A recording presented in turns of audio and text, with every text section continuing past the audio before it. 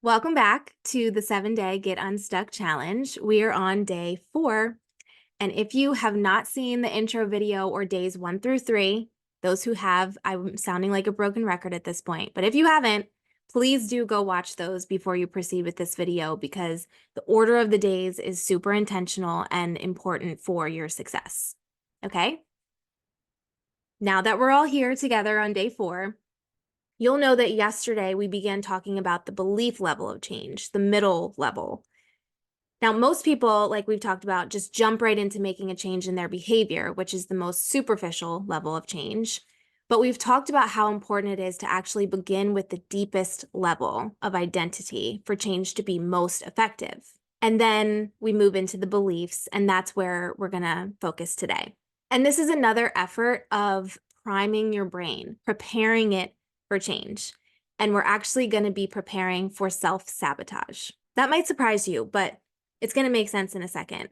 And it's good to prepare for this because it's natural and biological and predictable to sabotage our own positive change.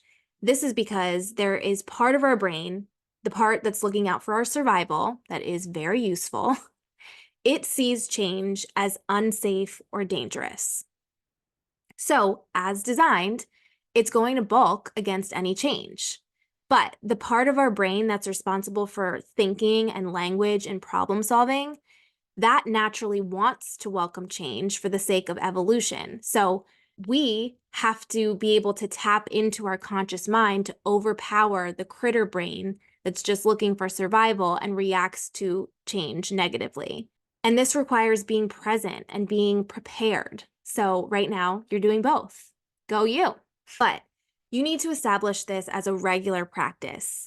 Be present enough to notice when you're reacting or behaving from your critter brain out of survival. And when you do notice that, give yourself grace.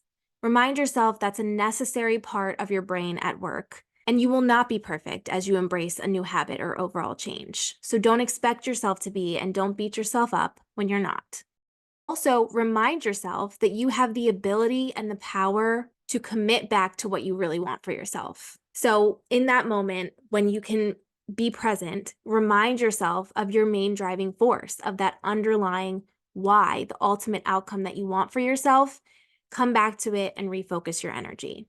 One really great way to come out of that survival mode, or what's called our sympathetic nervous system, is to tap into our parasympathetic nerve system with breathing exercises.